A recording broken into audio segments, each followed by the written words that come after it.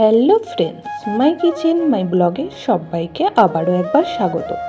আমি আজকে আবারও একটি রেসিপি নিয়ে আপনাদের সামনে হাজির হয়ে গিয়েছি। আজকে আমি বানাবো পুর ভরা বেগুন, একদমই অন্যরকমভাবে কিভাবে বানাবো সেটাই আজকে শেয়ার করব।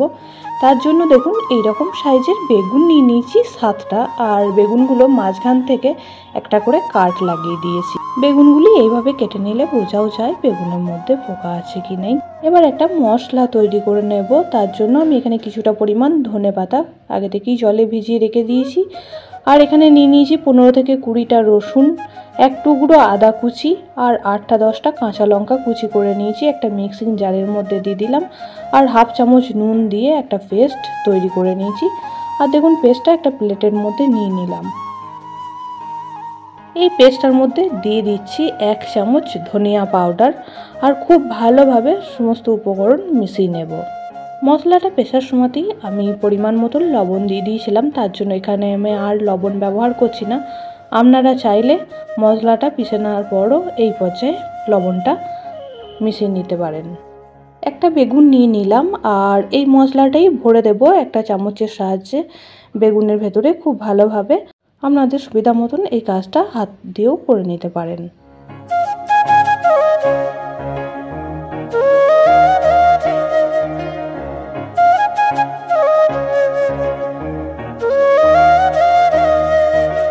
দেখুন মশলাটা খুব ভালোভাবে বেগুনের মধ্যে ভরে নিয়েছি।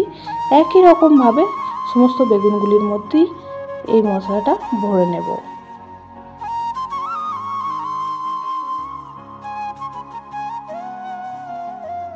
গ্যাসের মধ্যে একটা প্যান বসিয়ে দিয়েছি, আর প্যানের মধ্যে দিয়ে দিলাম 4 চামচ সাদা তেল।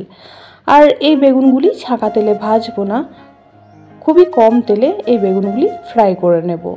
তেল গরম হতে হতে এদিকে আমার সমস্ত বেগুনগুলি মশলা ভরে রেডি করে নিয়েছি।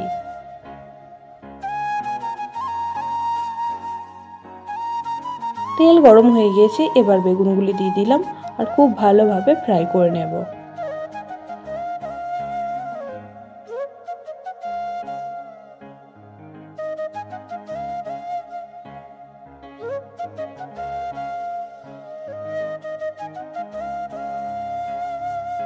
সমস্ত বেগুনগুলি দিয়ে দিলাম, এবার ঢেকে রান্না করে নেব 2 মিনিট। 2 মিনিট পর ফিরে এলাম, আর বেগুনগুলি সব উল্টে অপর পিঠটাও একইভাবে ফ্রাই করে নেব।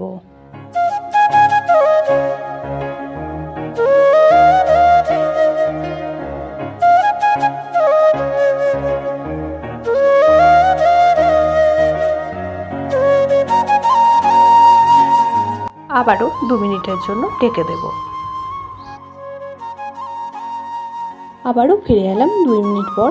একইভাবে বেগুনগুলি উল্টে দেব, আর খুন্তির সাহায্যে একটু চেপে চেপে দেবো। বেগুনের মধ্যে যে জলটা আছে সেই জলটা বেরিয়ে যাবে, আর বেগুনগুলি খুব ভালোভাবে ফ্রাই হয়ে যাবে।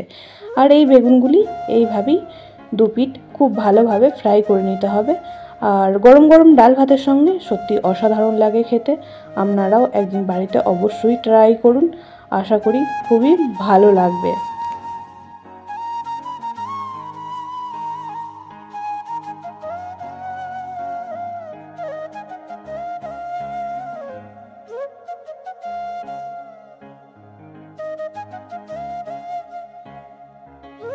গ্যাসের স্টিম মিডিয়ামে রেখে হাতে একটু সময় নিয়ে বেগুনগুলি লাল করে 2 পিঠই খুব ভালোভাবে ফ্রাই করে নেব। আর পুরনো বন্ধুরা পাশে থাকার জন্য অনেক অনেক ভালোবাসা। নতুন বন্ধুরা যারা চ্যানেলে ভিজিট করছেন, চ্যানেলটি এখনও পর্যন্ত সাবস্ক্রাইব করেননি, তাদের কাছে অনুরোধ রইল চ্যানেলটি সাবস্ক্রাইব করে পাশের বেল আইকনটি অল করে দেবেন। তাহলে আমি যখনই কোনো ভিডিও দেব নোটিফিকেশন আপনাদের কাছে পৌঁছে যাবে। দেখুন বেগুনগুলি অনেকটাই ফ্রাই হয়ে এসেছে, আর দেখেই বুঝতে পারছেন যে ওপরটা একটু লালচে লালচে হয়ে গিয়েছে। এইভাবেই উল্টে পাল্টে ফ্রাই করে নিচ্ছি খুব ভালোভাবে।